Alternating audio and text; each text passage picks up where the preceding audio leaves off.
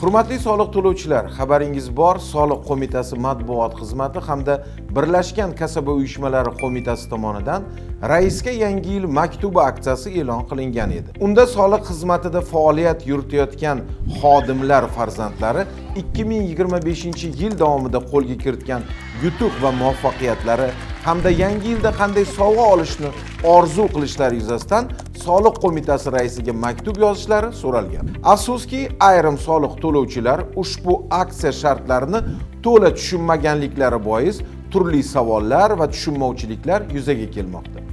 Shu bois yana bir bor oddiy va xalqchil tilda aksiya shartlarini tushuntirib o'tamiz. Diqqat qiling, aksiyada soliq organlari xodimlarining 7 yoshdan 12 yoshgacha bo'lgan farzandlari ishtirok etishlari mumkin. Maktub albatta qo'lda yozilgan bo'lishi kerak.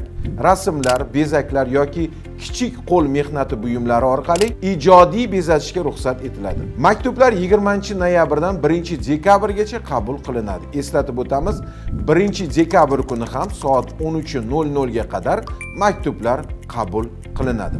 Toshkent shahri va Toshkent viloyatidan ishtirok etuvchi bolalar o'z maktublarini dushanba juma kunlari soat 11:00 dan 13:00 gacha Toshkent shahri Abdulla Qodiriy ko'chasi 13-A uyga topshirishlari mumkin. Hududlardan yuboriladigan maktublar esa skaner ko'rinishida jamoatchilik kuchukcha soliq.uz elektron manzili orqali qabul qilinadi. Darvoqe, ayrim fuqarolarimiz mazkur aksiya qaysi mablag'lar hisobidan moliyalashtiriladi degan savollar bilan ham murojaat qilishmoqda.